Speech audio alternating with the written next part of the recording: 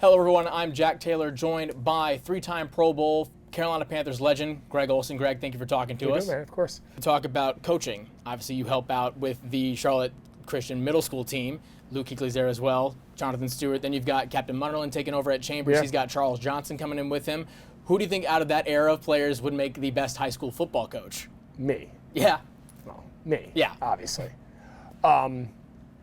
No, listen, I'm joking, but I'm super happy for Cat. When I saw that, I knew he was working at Myers Park. We crossed paths against him. Christian played Myers Park 2 years ago in the opener. I wasn't on the staff. I was just there, and I knew he was coaching.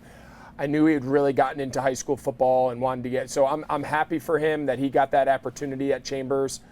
That's a loaded program. They got great talent. They've been a little down, which is kind of not typical of that program. So I hope he does a good job, obviously, getting Charles. Charles is super active in the community. He's got his 7-on-7 teams in his flag football league and trains a lot of kids. He gives a lot of his time back to the community and deserves a lot of credit for it.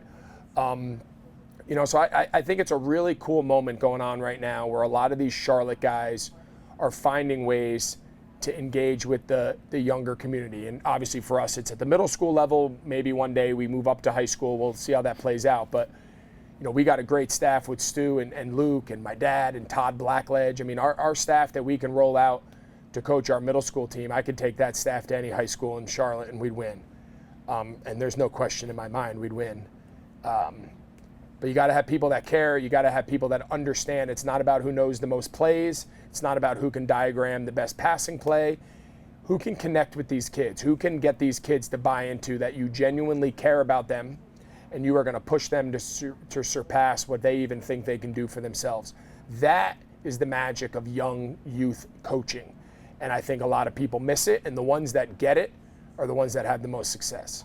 Now, you said you're in year 4 of your contract. It was a 5-year contract, if I'm not mistaken, with Fox? I got 2 more years. 2 more years. Okay, so you've talked about it. You were outspoken, in kind of a joking manner, but kind of serious about when Chicago was going through their head coaching search. Yep. Is that something you want to maybe pursue or have thought about pursuing outside of broadcasting? You switch up a career change and go in the coaching route instead? I think if the right opportunity came, the right position on the right staff with the right people, and everything would really, it's not something I actively seek. I don't have an agent for coaching. I don't call coaches to ask for jobs. It's not something, I've had a few coaches over the years call me and offer me spots and, just haven't really ever taken any of those opportunities and run with it at all. But I would never shut the door to that. I still think in my heart of hearts, I'm a coach at heart. If the right opportunity at a higher level came, would I seriously consider it? Yeah, I think anybody would. Is there any question in my mind that I could do it? Zero. And I don't care that I haven't coached before at the NFL level. I said this somewhere recently. I put my 20 years of NFL experience up against anybody. And just because I didn't start as a quality control coach and coming up the ranks, I'd put the last 20 years of my involvement in the NFL, I'd put up against any path that anybody could get, because at the end of the day, it's about understanding locker rooms. It's about understanding culture and leadership and setting a clear vision, and then putting people around you that know more than you and empowering them to do their job and hold them to high standards. And the people that do that find success. And then I don't think that formula changes regardless of what age you're coaching, what your experience coaching is. People that get that formula, you can win in the NFL and you can win fast. And talking about the Panthers, because we can't let you go without talking about the Panthers, when you're in Seattle, you got to overlap with Canales and with Brad Idzik. Talk a little bit about your first impressions with the two of them when you were in that program. Yeah, I really came away impressed. I think they're both young. They're energetic guys. I think they're fresh. We've got a bunch of fresh ideas. I think they were pretty innovative. And again, what stuck out to me was more than just the X's and O's. There's so many coaches that can get up on the board and wow everybody with how much football they know. And to me, that's the least important part of the job. I think, again, it's about connecting. It's about relationships. It's about building the trust and the accountability structure and the environment in which I want to come every day and be challenged. I don't want to come every day and be patted on the back. I don't want to come every day and be in this like real easy, okay, I'm your best friend. I don't need that. I want a coach that's going to challenge me, but I also want a coach that's going to challenge me from a place that I know he's got my best interest at heart, and he's challenging me from a place of love and a place of I believe in you and all this. And the energy and the ability to engage and to relate, I thought with both Brad and Dave when I was out there that 1 year in Seattle was what stuck out the most. And I think they've carried it over with them to their 1 year in Tampa, and now obviously 1 year here in Carolina. I think you can see a lot of those positive traits having an impact on the locker room, on the culture, on the sideline. And it's one of those things, like, you can't describe it, but like, you know it when you see it. And I think we've seen flashes of it this past year that I'm hopeful they can continue to build on. Obviously, when Dan got the job, it was a bit more of a connection there, but were you surprised at all when Dave got that gig? You know, I think in the NFL, there's always surprises. I think there's always guys who get jobs and turn out to do a great job, and maybe they weren't the household name. They weren't the number one candidate on everybody's board, Dan Campbell. And they turn out to be a home run hire. And then I think there's a lot of examples of everybody's home run hire, can't miss guy being kind of fizzling out and doing nothing. So I think it's very hard to predict what every NFL team is looking for, what direction they want to go, who's influencing the decision. So, and again, I having spent the 1 year with Dave, obviously I had maybe a different perspective than the rest of the league who might not have been as familiar with him. But yeah, I'm sure to a lot of the league it was a surprise hire, and that's okay. You don't when Sean McVay was hired, it was a weird hire. And I don't mean a weird hire. It was a non-conventional hire. When Dan Campbell was hired, it was a non-conventional hire. And listen, there's a long way to go before the Panthers put themselves into the picture of those two organizations. But you don't have to win the public perception hire to make a really good hire. And I think that's the hope in the case that we see play out here in Carolina. Now, you missed Dan Morgan both in Carolina and in Seattle. Obviously, you still run in similar circles. What was your impression with him this early on as a GM? How do you think he's been doing so far? I think he's done a really good job. I thought his free agent signings last year went a long way towards kind of solidifying and just settling everything down. And look no further than the offensive lineman with Damian Lewis and Robert Hunt, the two offensive linemen. I think that's a great example of a general manager understanding, okay, my formula here for talent acquisition may not be what it would have been under other circumstances. And you have a quarterback that you want to settle down, you want to get him comfortable in the pocket. He's not the biggest guy in the world. So what do? You keep that pocket from being in his lap. You give him a lot of space between him and the interior of the offensive line. He felt good about Icky. Obviously, he got a lot better this year at left tackle, and then Taylor Moton. I played with him. He's been a great player for a long time, and kind of they just take him for granted and just say, okay, you're good there. We'll worry about everybody else. So, I just think that's one of many, good additions that he brought in that made a lot of sense at the time. And now an off season later, you look back and go, not only did that improve our offensive line, but now it improves Bryce Young. And now when Bryce Young improves, it improves our wide receivers. We've got some young skill positions that are going to be the better Bryce plays, the better they play. So it has this kind of effect on everybody. It's not just isolated to, okay, we got to get better at left and right guard. Well, by getting better at left and right guard, you got better at quarterback, which got you better at receiver, which got you, and it compounds. I think that was a big frustration that a lot of fans had in the Cam Newton era, where he was Superman. He could do it all himself, but that doesn't mean you don't give him some help. And obviously when you came in, started with him as a rookie, you saw Cam. He didn't really have to, no one was really doubting him. With Bryce Young, though, it was a much different story. They tried to load the box to give him some help, didn't pan out.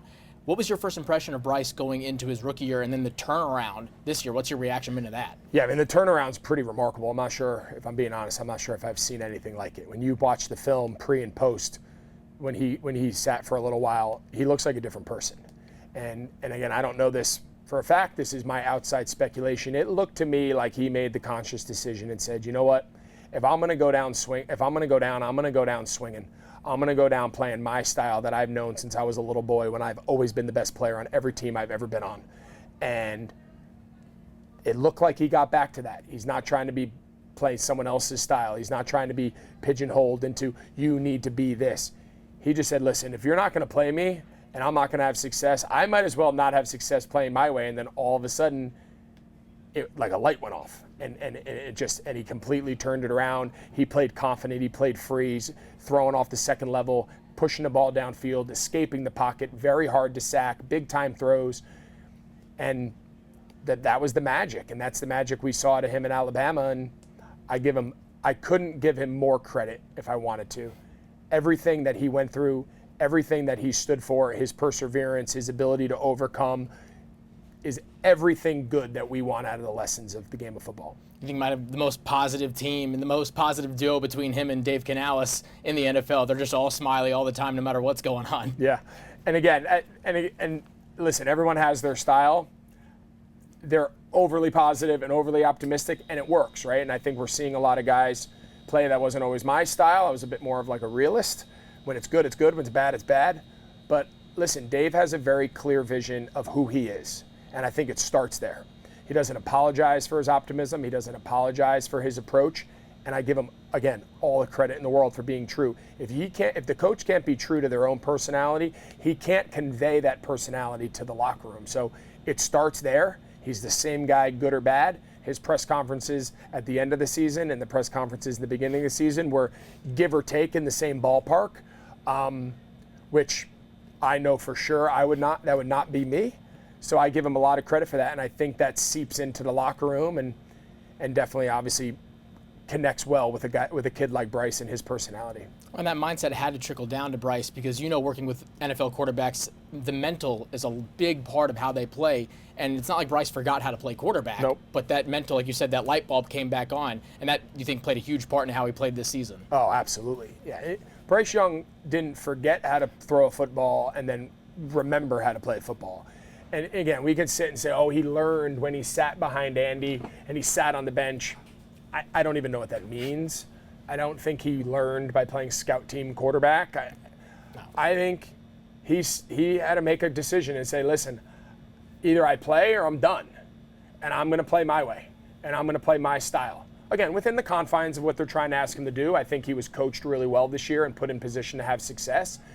And it wasn't perfect, but it was significantly better.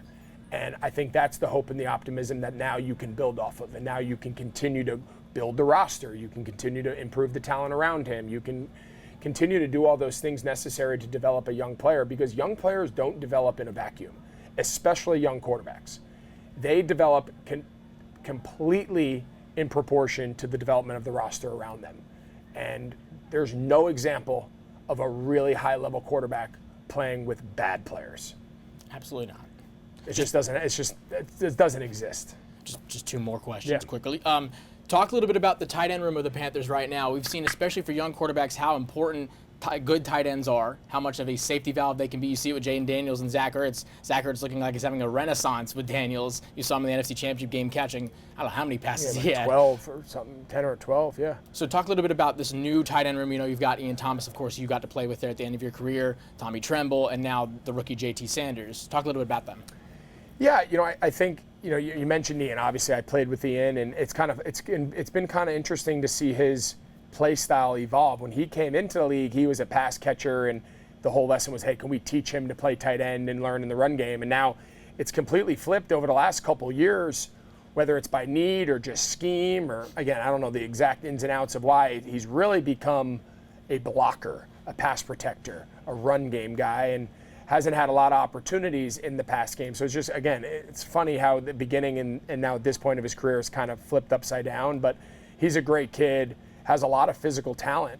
It feels like there could be more opportunities there over the last couple schemes, but again, I don't know the real nuance of what they're exactly asking him to do. And then with the young kids, with Tremble and Sanders, it's just going to be about growth. It's going to be about development, and they got to be challenged. They got to every day that they come in, from the coach, from the position coach to the coordinator to the locker room to themselves, they've got to hold themselves and just challenge themselves to get better. And you make a good splash play, that doesn't define you. You drop a ball, it doesn't define you. And I think that's the hardest lesson that young players have, is they struggle with success and they struggle with early struggles.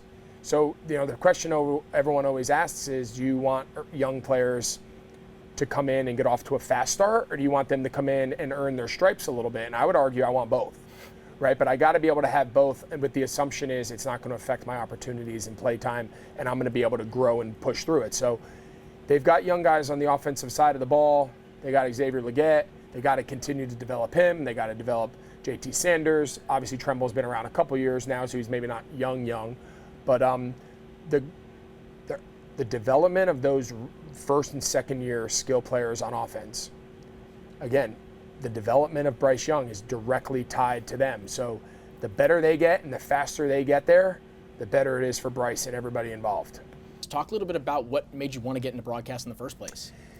Yeah, so I don't know if I ever thought early in my career that was ever going to be my path. I think, obviously I was always, forward facing, and we're doing press conferences and you're dealing with the media and you're answering hard questions, easy questions, good moments, bad moments, everything in between. And, kind of towards the middle to back half of my career, I had some good opportunities to do some local media stuff and some different regional, and just started saying, this is something that I could maybe figure out. And then it wasn't really until I called my first game and did an audition with Fox to broadcast and do, and call games like I do now, that I said, okay, I could do this. Like, this is a niche that I could find myself in. This is something that not everybody can do. And this could maybe be how I can make my mark. And then, was able to do it while I was still playing on my bye weeks, and really put a lot of time and energy into learning the craft. And obviously was fortunate that right out of my playing days was able to walk into a nice job at Fox and build through that over the last four years. So talk a little bit about, you obviously aren't the first player to go from playing to broadcasting, but what sets apart a really good broadcaster? What makes them different from the rest when commentating a game? That's a great question. I think it's the question that every one of us constantly asks ourselves is, how do you stand out? How do you be true to yourself? How do you present the game that, while you might find it interesting, the idea is that the audience, 20, 40 million people, depending on what game you're calling, that they find it interesting. And I think the balance of calling an NFL game is, for a game that is very complex and there is a lot of detail and background and a lot of kind of, the ways we would talk about the game amongst ourselves is a little bit different than how you can talk about the game on air in a live broadcast in 10, 12-second clips to a very general audience. And I think that's the key. That's the secret, is can you present the game in an interesting, fun, do the game justice for the complexity that is involved, but also do it in an easy to consume, an easy to digest, and a fun and entertaining way for the viewer at home. And I think the guys that find that balance between the two are the ones that people connect with the most. And I think it's a constant moving target. I think we're constantly trying to figure out what is that best approach, what are some new ways we can present the game to make it interesting and fun. And that's the part of it that I've liked. How I called games in year one is maybe a little different than how I call games now in year four. And I'm sure it'll be a little bit different next year. As the game evolves, you have to evolve with it. Now, when you were a player, you're either at home for the offseason, the playoffs are going, or it's your bye week, you're watching the broadcast and different things are running through your mind. Now, as a broadcaster, do you find yourself watching the broadcast going, I would have said that differently, or I would have done that differently? Yeah, absolutely. I watch the game now through the eyes of the broadcast, and whether it's how they come in and out of commercial breaks, or how they describe a penalty, or how they set up the replay sequence of a really good touchdown, or whatever the situation is, I constantly play those situations in my head. And it's almost like you're rehearsing and practicing in real time, saying, okay, if I was in this situation, what's a fun way to present it? Oh, I really like that. I should incorporate that. Or, hey, I didn't like that. I would probably do it a different way. So no different than when I was a player and you watch tape and you watch film and you watch other teams. You watch what the tight end did. You watch why he got open. You watch what other offenses did. Same thing now as a broadcaster. I watch it through the eyes of the crew of the broadcast, not only the team on camera, but camera angles, replay sequences, how they came in and out of their action shots. So just constantly trying to learn the craft and say, okay, if the next time I'm in that situation, this would be a really fun way to present the game that I think would come across to the viewer really well. Were you blown away by how much goes into a broadcast behind the scenes? Yeah, it's a lot of work. I mean, you don't just show up on game day and just say, hey, I'll just wing it. I think you can tell the guys that prepare and you can tell the guys that don't. It comes across very clearly on the broadcast. So it's something that I've always tried to take pride in. When that game starts, you got a 3-hour live broadcast that could go a million different directions, and you better be prepared for all those scenarios, and you better be able to follow the game wherever it goes and be ready to talk about it. And very similar to as a player, you try to prepare for every likely scenario. But we never knew where the game was going to go. Did you know how many passes you were going to catch? Did you know what the score was going to be? Was it a high scoring, low scoring? It's the exact same thing now in the booth. You have to follow a live game that you have no control over and be able to anticipate, be ahead of, but then also describe on the back end the why of what we're seeing. And that's the part I like the best. Do you have a moment that stuck out with you, either good or bad, in your broadcast career so far during a game where you keep thinking back to it? It's no, again, there's so many parallels between playing and broadcasting. There's times you walk out of the stadium and for the first couple hours you're decompressing after the broadcast and you're like, man, I missed that. I probably could have described that a little bit better. I stumbled over that replay. My telestrator didn't work. There's so many things that go on that hopefully don't make air and that people don't really even understand, maybe didn't work out either in my head or on the truck or on the telly or whatever it is. But I think like anybody that wants to get better, you have to constantly evaluate the good and you have to constantly evaluate the things you didn't get good and the things you have to improve over. And over the years, I've had great teams, I've had great partners, I've had great producers and directors that have told me when it's good and do more of that and said, hey, we've got to work on this. We've got to improve these different areas, or our communication between the truck and the booth we've got to get better at. And again, I'm learning something new every single week that I step into one of those booths, and I'm still relatively early in this career, and there's so many more things for me to still learn. I got to imagine one of the biggest moments, though, was getting to call the Super Bowl. And, of course, now that same matchup is set for this upcoming Super Bowl. How ironic is that you're from the first time now to this one you're seeing? It's kind of funny. We keep seeing Super Bowl rematches. We're going to have the second matchup between Philly and Kansas City. We've had 2 matchups between Kansas City and San Francisco. So it's just, the one constant being Kansas City. So I guess 50% of the equation is set. But, I got to sit there. That was an unbelievable finish. It came right down to the wire. They kicked the game winner after the holding penalty that we could debate whether it was or wasn't on Bradbury that gave them the fresh set of downs after the third down incomplete. So that game we thought was going to go to overtime. We were a year too early. CBS ended up getting the overtime game last year, which, I think every crew was like, we want that to be you. It's just the competitive spirit of it all. But, I think it's going to be a great matchup, one that we just saw 2 years ago. And while a lot of the same faces, a lot of similar storylines, also some new fun faces that change the matchup a little bit that I think are going to be fun for people to dive into. You talk about Bradbury, of course, in that moment, and that kind of segues into my next question. You only called one Panthers game this year. You've called a couple in the past. Is it difficult in those moments to try to keep a sort of unbiased approach to what's going on? You see a former teammate, something happens to him. The Panthers, 2 years ago, with the season they had, you could hear even some of the games you called, not like disappointment in your voice, but you could hear in your voice, you're like, yeah, they gotta get it together. Yeah, you have to be honest. The second you're unwilling to be honest, and whether it's critical or positive, you can't lose credibility with the audience. Now, every fan base thinks that every commentating group hates them and cheers for the opposing team. And I get it. Fans do see things through the lens of their team. That's why they're fans. I don't blame them. I would probably be the same way if I was living and dying with every play for a certain team too. So I don't knock anyone for believing that. But the reality is our job is to call the good, and the bad. We're just calling balls and strikes. And if we end up saying a lot of positive things about one of the teams, it's not because we like them. It's not because I played for them. It's not because any other reason than they did a lot of really good things. And if we say a lot of bad things about a team, or we question a lot of calls, or we question performance and execution, it's not because they beat me a couple years ago. It's not because they were a division rival.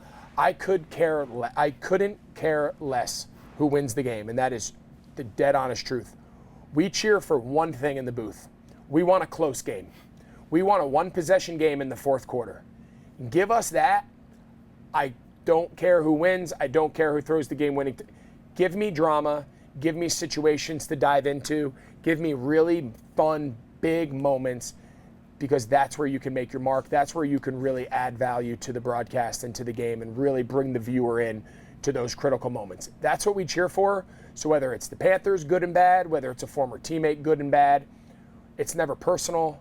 It's never negative. It's never attacking. We got to call things for what they are, because the second you don't, it's just hard to have credibility with the viewer that they can rely on what you're saying being real and not being biased or, being influenced by other factors. I think fans would say the same thing, even if it's not their team winning or losing. They want a close game. Everyone knows, when it's a blowout like that Cowboys-Panthers game, you get to the point where the commentators have nothing to talk about. Do you put together like a list of topics in case it gets into a blowout beforehand? Oh yeah, it's our bucket. In certain games, you go in with deeper buckets than others. You just prepare for all those potential outcomes. And again, I always say I hate when the second half turns into talk radio. And really, that's what you become. You start talking big picture. You start talking playoff race, depending on the time of the year. How is this team going to get better? What's going on in the other divisions? What's going on around the league? Like, that sucks. Nobody wants to do that. You work all week for a great game. Let's make it about this game. But I've called many blowouts, and I've called overtime games. So you call everything in between, and you really earn your money in the blowouts. That's where you find the guys that can really keep a broadcast fun and interesting. Because when the game's highly dramatic and everyone's scoring and it's two great quarterbacks going back and forth, you can call that game in your sleep. The games that are ugly, turns into a little bit of a rock fight, ooh, it's like a punting contest, and you better be able to pull out some fun nuggets. So talk a little bit about, you've got some former Panthers, not just like yourself, but, Luke Kuechly doing the radio commentating for the Panthers, Cam, on First Take, even Jonathan Stewart's going through the ringer, taking those classes. Yep. Who do you think knows ball the best between that era of players that are trying to now break into TV? No, I think they all know. I think they all know a ton, especially from their own experiences, right? I mean, I think when Luke talks about defenses and coverage and how he would build plans and how he would study film and learn the terminology and study the game. To me that's super fascinating. And I've learned a lot by picking the brains of other people, right? And I've learned as a player, I would learn from teammates and I would learn from other coaches. And now as a broadcaster, I learn from former teammates and former coaches and current teammates. I pick their brains all the time. I've called Luke many times and said, all right, here's going to be my take on inside linebacker play and how it builds to the back end coverage and whatnot. Does this make sense in your brain? And he'd say, yeah, but also keep in mind this. Or I'd call defensive coordinators that I know around the league and just bounce ideas off them and say, hey, I'm putting together some theories here on defense and philosophy and structure. Am I going in the right direction? J.J. Jansen, a teammate who understands game management, situational football, maybe better than anybody that I know in the business. The amount of conversations we have all week long, and I flush out a lot of my ideas for my broadcast with him, and a lot of my best ideas come from him. And those conversations and sitting around having lunch with him and Luke and just constantly talking the game and kicking ideas. And some ideas you throw out there in your head sounded good, and then when you flush it out, you're like, that's not worth it. That didn't really play out the way I thought it would. But it's better than having that discussion on air. So it's a constant evolution. I love talking football. I love learning football. I'm more than willing to say I don't know everything, but I am really good at finding people who know more than me and learning from them. That I'm really good at, and that's where I get some of my best ideas. You've got a good group around to do that. Oh yeah, like anything. So last question, Julius Peppers being the first Panther drafted to get a gold jacket. Now Steve Smith and Luke Kuechly, they're obviously eligible for the finalists, or they're one of the finalists. Are there two guys more deserving of getting a gold jacket than Steve Smith and Luke Kuechly? No, I mean, and listen, I'm sure every Panther fan out there, but just every football fan that watched, whether you're a Panther fan or not, like those are two guys. Like, it was hard not to get behind them and root for them, and obviously having a chance to play with Pep and to play with Brian Urlacher, who got inducted a couple years ago, probably more than that, probably 4 or 5 years ago now, and then Pep and Devin Hester was a teammate of mine. And now with Luke and Steve, like I've had the opportunity to be around a lot of Hall of Fame teammates and see what they look like up close and personal every single day away from the game day. And obviously Luke and Steve embody everything about it. I think, unfortunately for Steve, I think being in the same running as Pep and now Luke, to no fault of his own, it's hard. I think there's a lot of politics that play into franchise and how many we give to each team and whatnot. I do think that's factored in. How much, I don't know. It feels like Luke is a no-brainer. You'd imagine it'll be year one. If not, it'll be next year. But like I think all of us are saying it's got to be next week. And I do think Steve's going to get in. What timeline, I don't know. But if I had to make a bet, I would say by the end of the road, Steve will be a Hall of Famer. It's just a matter of how all the chips fall. Your eligibility's next year. You your first ballot Hall of Famer, you think? No, not happening. But I appreciate you asking the question. Well, Greg, again, thank you so much for talking to us. We've got the event coming up next month. It's February 24th. February 24th. Fantastic. Looking forward Appreciate to it. Thanks, man. Thank you. Thank you. Awesome. Good job without notes. I was